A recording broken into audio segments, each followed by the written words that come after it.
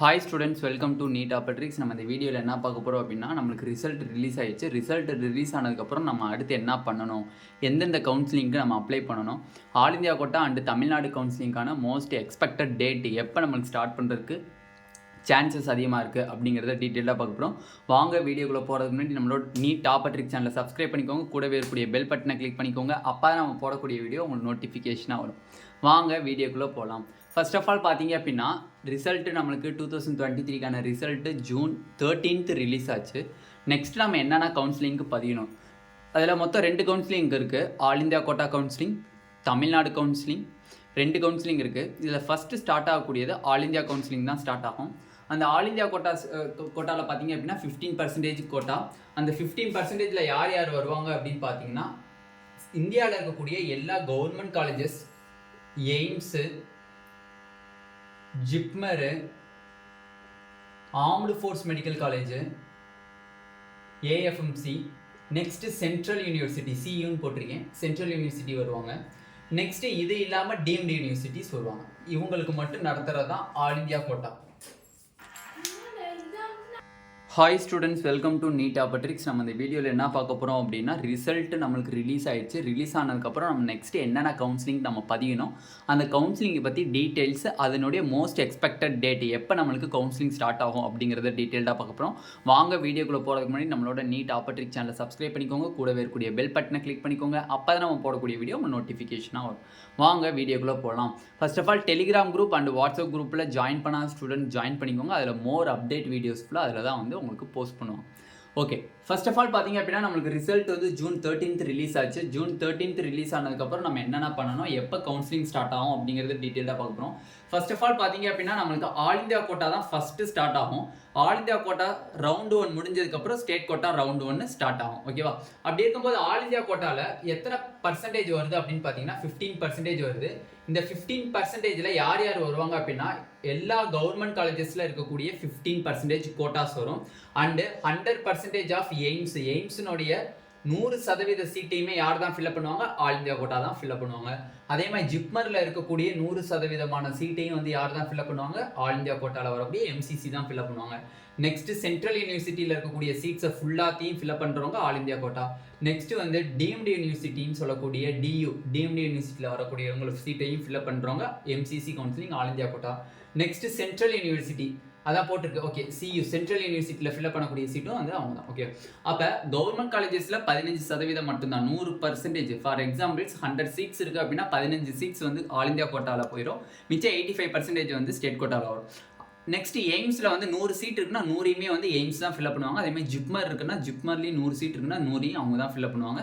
Central யூனிவர்சிட்டிலையும் 100 seat இருக்குன்னா 100யும் அவங்க தான் ஃபில்அப் பண்ணுவாங்க. அதேமாதிரி டீம்டு யூனிவர்சிட்டிலையும் அதேமாதிரி தான். ஓகேவா?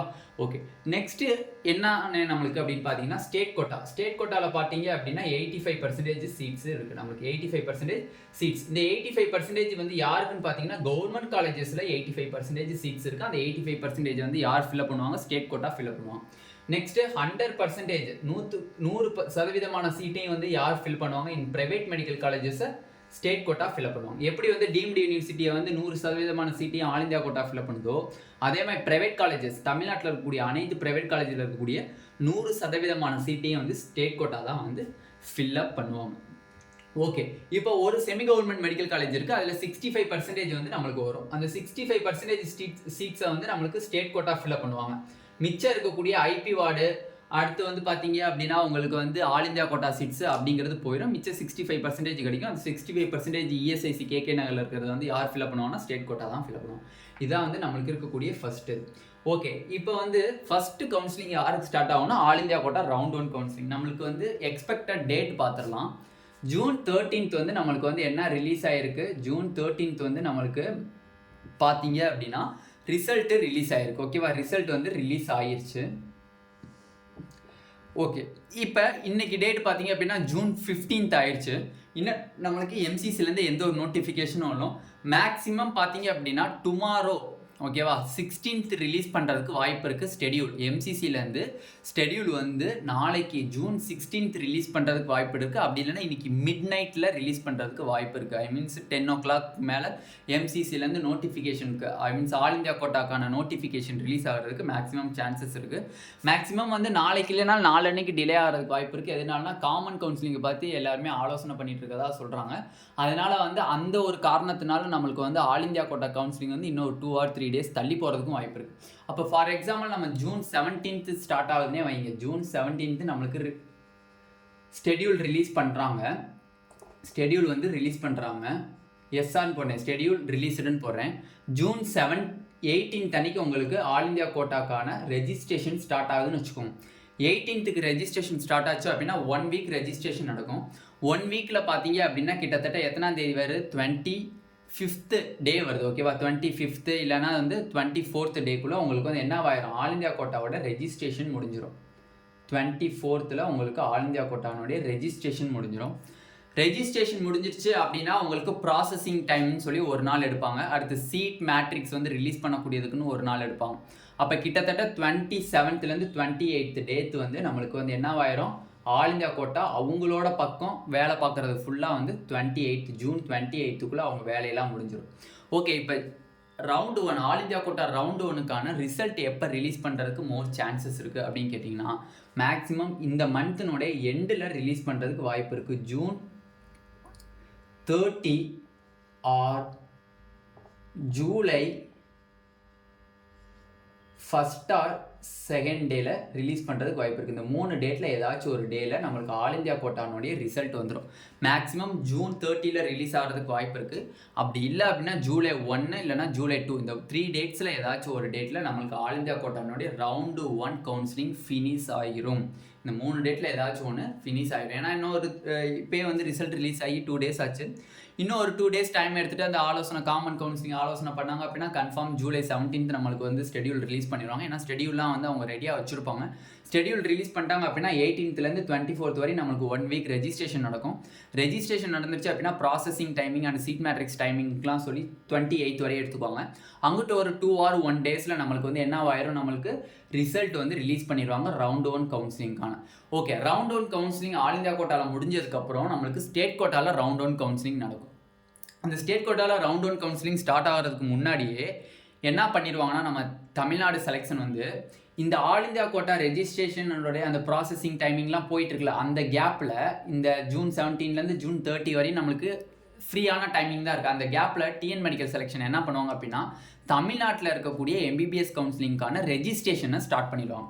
அப்போ ரெஜிஸ்ட்ரேஷனை ஸ்டார்ட் பண்ணாங்க அப்படின்னா கிட்டத்தட்ட 10 days ரெஜிஸ்ட்ரேஷன் நடக்கும். 10 days வந்து ரெஜிஸ்ட்ரேஷன் நடக்கும். அப்போ அவங்க பண்ணுறக்குள்ளேயுமே June 30th R July 5th நம்மளுக்கு ரெஜிஸ்ட்ரேஷன் கம்ப்ளீட் ஆகிடும். அப்போ ஜூலை 5th ரெஜிஸ்ட்ரேஷன் கம்ப்ளீட் ஆகிடுச்சு அப்படின்னா நம்மளுக்கு இவங்க ரிசல்ட் ரிலீஸ் பண்ணி அவங்க round 1 counselling all India quota ரிசல்ட்டை ரிலீஸ் பண்ணி கரெக்டாக நம்ம ஸ்டார்ட் பண்ணுறதுக்கு டைம் இருக்கும். 30th ரிலீஸ் ஆகுது அப்படின்னா ஃபார் எக்ஸாம்பிள் 30th ரிலீஸ் ஆகுது அப்படின்னா நம்மளுக்கு வந்து ரெஜிஸ்ட்ரேஷன் ஸ்டார்ட் ஆகி முடிஞ்சிருச்சு. அந்த டயத்துக்குள்ளே நம்மளுக்கு தமிழ்நாட்டில் இருக்கக்கூடிய ரெஜிஸ்ட்ரேஷன் ஸ்டார்ட் ஆகி முடிஞ்சிருச்சு.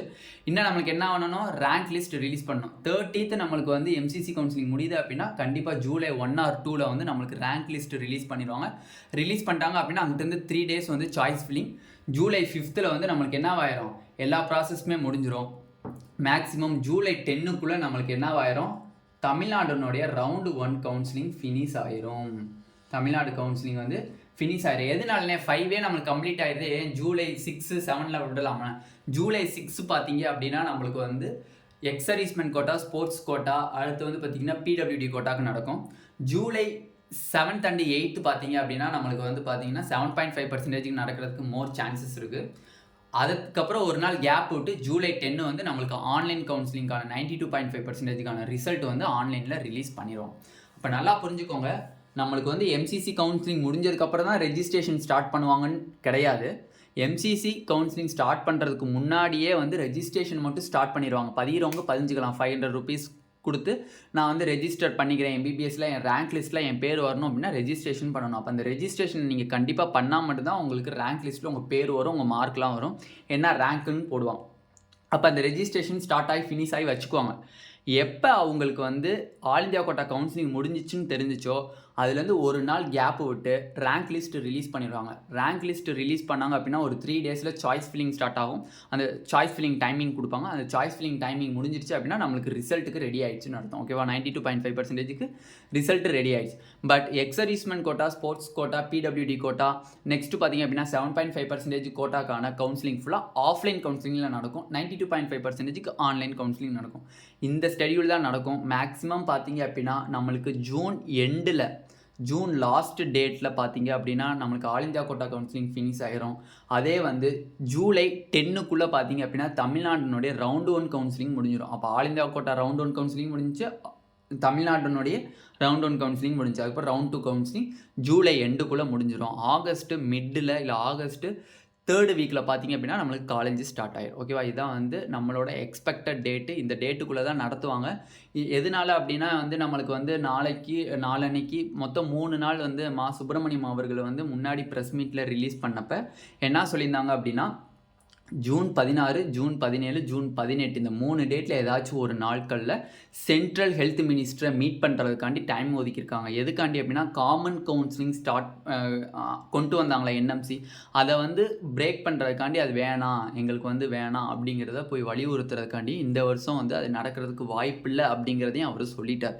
அப்போ மேக்ஸிமம் அடுத்த வருஷம் வந்துச்சு அப்படின்னா அடுத்த வருஷமும் புஷ் கொடுப்பாங்க.